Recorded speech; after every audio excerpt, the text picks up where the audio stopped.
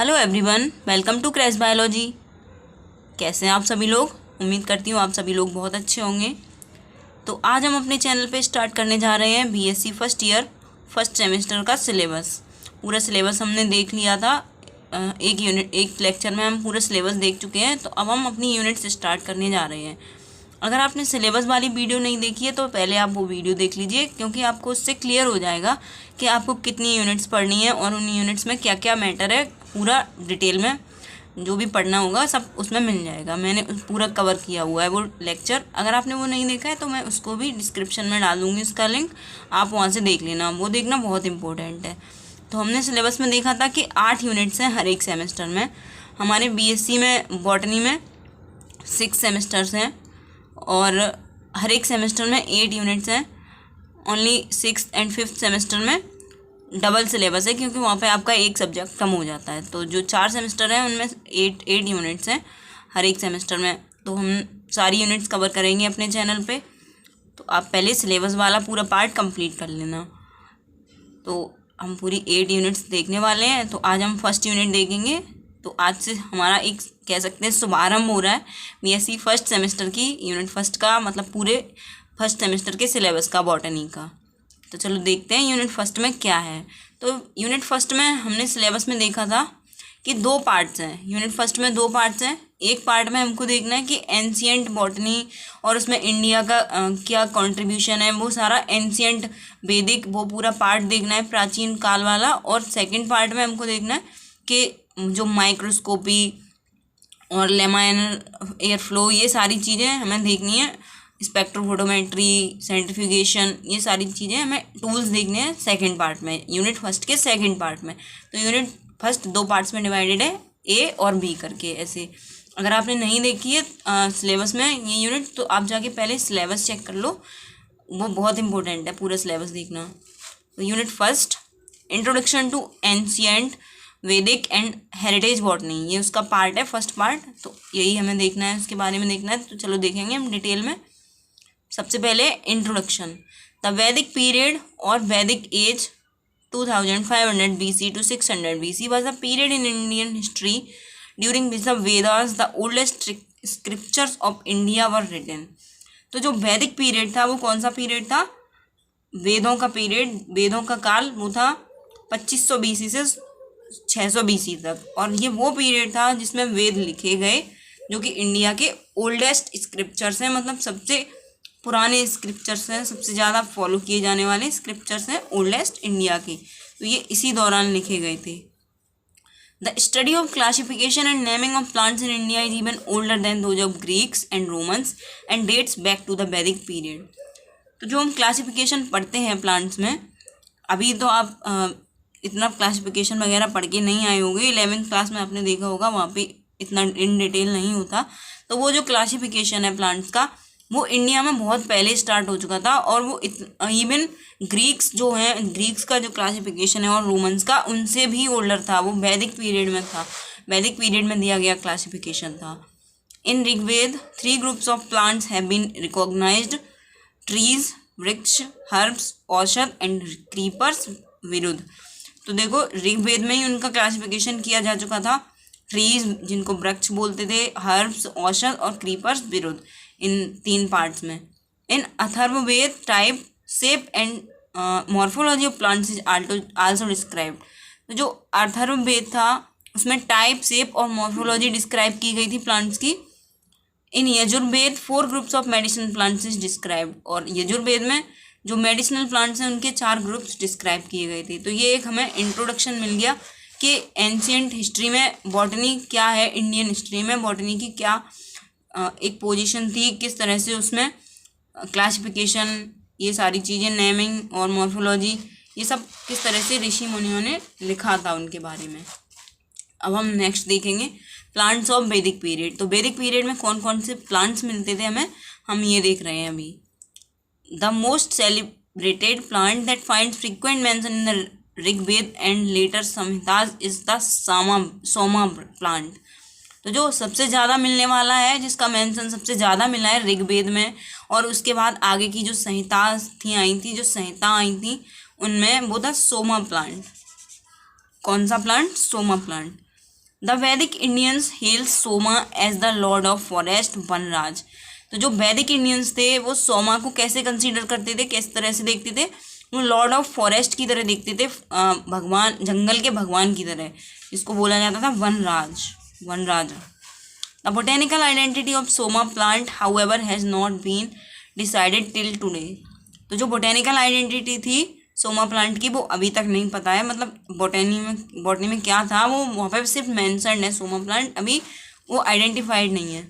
The probable candidates are ephedra, a gymnosperm, sarcostemma, flowering plant and mushroom, a fungus commonly known as agaricus. तो जो probably मतलब जो अंदाज़ा लगाया गया तो वो क्या हो सकते हैं, तो वो थे इफेड्रा, एक जिम्नोस्पर्म या सार्कोस्टेमा, एक फ्लावरिंग प्लांट या मशरूम जो कि एक फंगस है, उसको कॉमनली अगेरिकस बोला जाता है।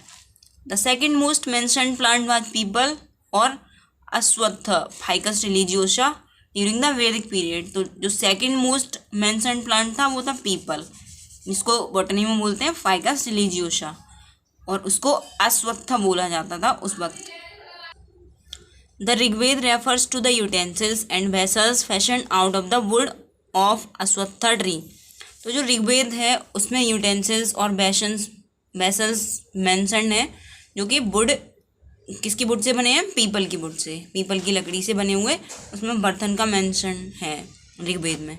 सम of other trees that find mention in Vedas are salmalia malabaricum, khadira, acacia catechu, shimshapa, dalbergia sissoo, bibhitaka, terminalia bellerica, shami, prosopis, plaksha, ficus infectoria. तो ये कुछ प्लांट्स थे जो कि मेंशन्ड थे ऋग्वेद में। The Vedic Indians knew about many flower bearing and fruit bearing plants like palash, butea monosperma, 2 varieties of kamal, lotus, white pundarika and blue uskara, kumuda, white lily, urvaruk, cucumber, bilva, aegle, marmelos etcetera. तो Vedic Indians जो थे उनकी knowledge में कई सारे plants थे जो कि फ्रूट बियरिंग प्लांट थे और फ्लावरिंग बियरिंग प्लांट थे, जैसे पलास और कमल और कुकुम्बर, वेल, ये सारे प्लांट्स उनकी नॉलेज में थे। नेक्स्ट देखते हैं detailed study of plants in Samhita period 900 to 600 BC in India. तो जो डिटेल्ड स्टडी हुई संहिता पीरियड में, उसका हम अब डिटेल स्टडी करने वाले हैं इंडिया में, जो कि पीरियड था 900 BC से 600 BC तक का। सबसे पहली है चरक संहिता। द चरक संहिता और compendium of Maharshi Charak is an early text on Ayurveda, Indian traditional medicine. जो चरक संहिता है वो सबसे अर्ली, सबसे पहला टेक्स्ट है, सबसे पहला एक रिटन डॉक्यूमेंट है आयुर्वेदा के ऊपर, इंडियन ट्रेडिशनल मेडिसिन में। Along with the Sushruta Samhita, it is one of the 2 fundamental texts of this field that have survived from ancient India। तो जो सुश्रुत संहिता है उसके साथ साथ ये जो चरक संहिता है वो 2 फंडामेंटल टेक्स्ट हैं जो कि एंशियंट इंडिया में सरवाइव किए, मतलब जो कि एंशियंट इंडिया में बहुत प्रीवेलेंट थे। Early literature is dated to the period of the 900 BC to 600 BC, while the later edition of Charaka Samhita dated to later centuries. तो जो अर्ली लिटरेचर था उसकी डेट क्या थी, वो किस पीरियड में थे, 900 BC से 600 BC तक, और उसके बाद जो आगे के एडिशंस थे चरक संहिता के वो आगे की सेंचुरीज में आए थे। अब हम नेक्स्ट देखते हैं Sushruta Samhita. The Sushruta Samhita is an important classical Sanskrit text on medicine. तो ये संस्कृत टेक्स्ट है मेडिसिन के ऊपर, रिटन बाय महर्षि सुश्रुत।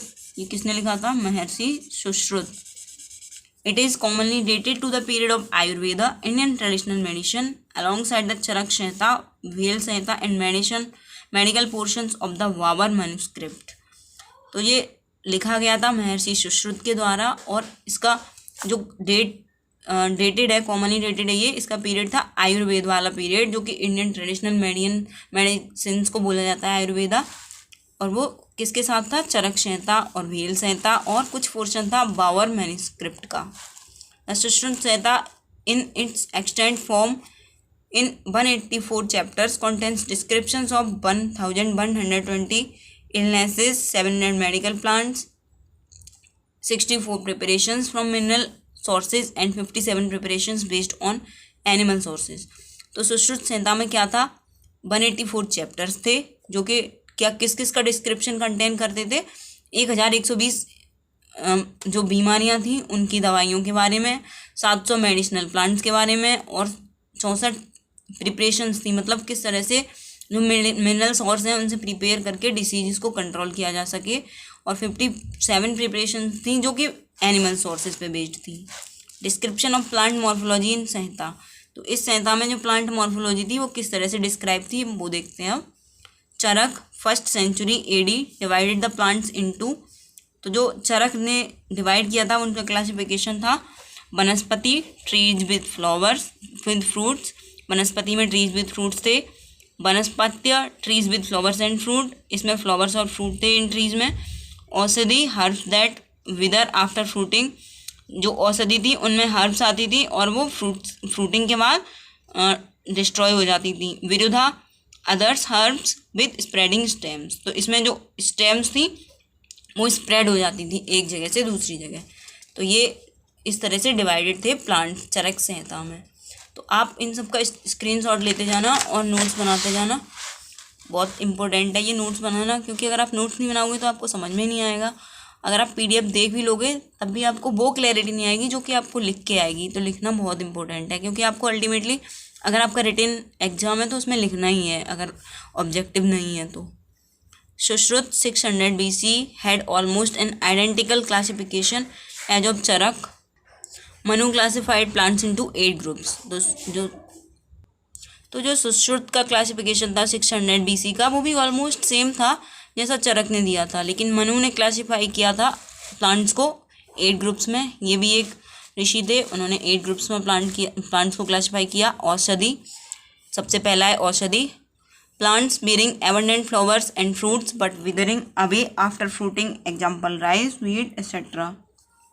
तो औषधि में वो प्लांट्स आए थे जो कि जिनमें एबंडेंट फ्लावर्स होते हैं, बहुत सारी मात्रा में फ्लावर्स और फ्रूट्स होते हैं, लेकिन वो डिस्ट्रॉय हो जाते हैं फ्रूटिंग के बाद, फ्रूट्स आने के बाद वो डिस्ट्रॉय हो जाते हैं। जैसे हमारे क्रॉप प्लांट्स होते हैं राइस, वीट, एक्सेट्रा। वनस्पति में कौन से प्लांट्स आते हैं, those plants which beer flowers and fruits, example ficus. इसमें वो प्लांट्स आते हैं जिनमें फ्लावर और फ्रूट्स होते हैं, इसका एग्जाम्पल है फाइकस।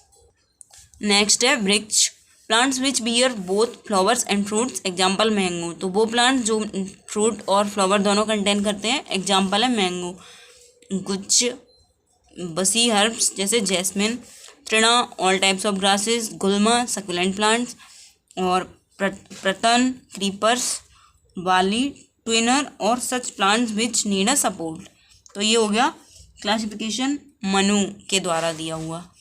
अब इसका कंक्लूजन देखते हैं, जो भी हमने ऊपर पढ़ा कितनी संहिता और वेदास के बारे में, उसका हम एक कंक्लूजन देख लेते हैं।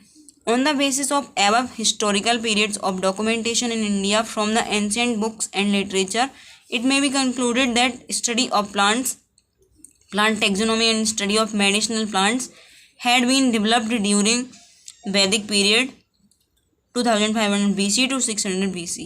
तो इस जो हमने हिस्टोरिकल पीरियड का डॉक्यूमेंटेशन पढ़ा उसके बेसिस पे जो इंडिया में स्टार्ट हो गया था जो प्लांट्स की स्टडी थी वो एंशिएंट बुक्स में ही मेंशन थी, और हम ये कंक्लूड कर सकते हैं कि स्टडी ऑफ प्लांट्स जो थी वो डेवलप्ड हो गई थी वैदिक पीरियड में ही, 2500 BC से 600 BC तक।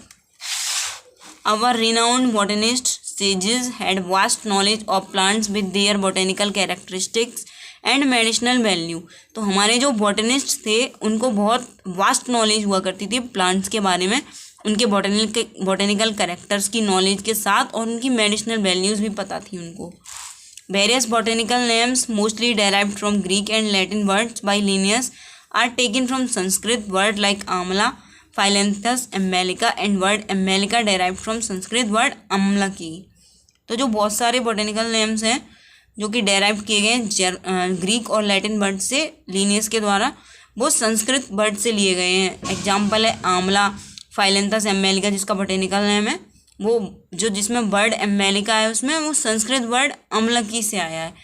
तो इतना इम्पैक्ट था हमारे वेद और जो हमारे संहिताज हैं उनका, जो कि आज का क्लासिफिकेशन है उस पर। हमें इससे समझ आता है कि हमारे जो ओल्ड संहिता और वेदास थे उनमें प्लांट का क्लासिफिकेशन, उनकी मेडिसिनल वैल्यू, उनके टाइप्स, ये सब बहुत पहले ही मेंशन थे, जो कि अभी रिसेंट नॉलेज बहुत बाद में आई है ग्रीक्स और रोमन्स की। इससे बहुत पहले थे हमारे वेद और संहिताज में मेंशन प्लांट्स के बारे में सारी नॉलेज। तो ये हो गया हमारा लेक्चर कंप्लीट। जो हमारी यूनिट फर्स्ट है, फर्स्ट सेमेस्टर की बॉटनी की यूनिट फर्स्ट, उसका जो फर्स्ट पार्ट है जिसमें मैं एंशिएंट वेदास में जो प्लांट्स की नॉलेज थी उसके बारे में पढ़ना था, वो हमारा ये कंप्लीट हो चुका है। ये इतना एग्ज़ाम के लिए इम्पोर्टेंट नहीं है, लेकिन इम्पोर्टेंट तो सब है, हमें पढ़ना तो सभी है। तो ये आप पूरा कंप्लीट कर लेना। अब जो आगे के लेक्चर्स आएंगे उनमें हम जो सेकंड पार्ट है यूनिट फर्स्ट का वो देखेंगे।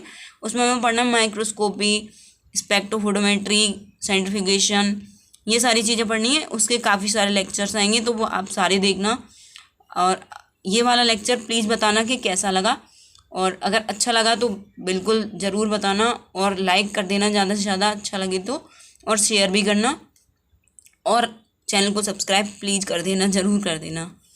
यही हमें मोटिवेशन देता है आगे की फर्दर वीडियोस बनाने के लिए। तो please subscribe my channel. Thanks for watching.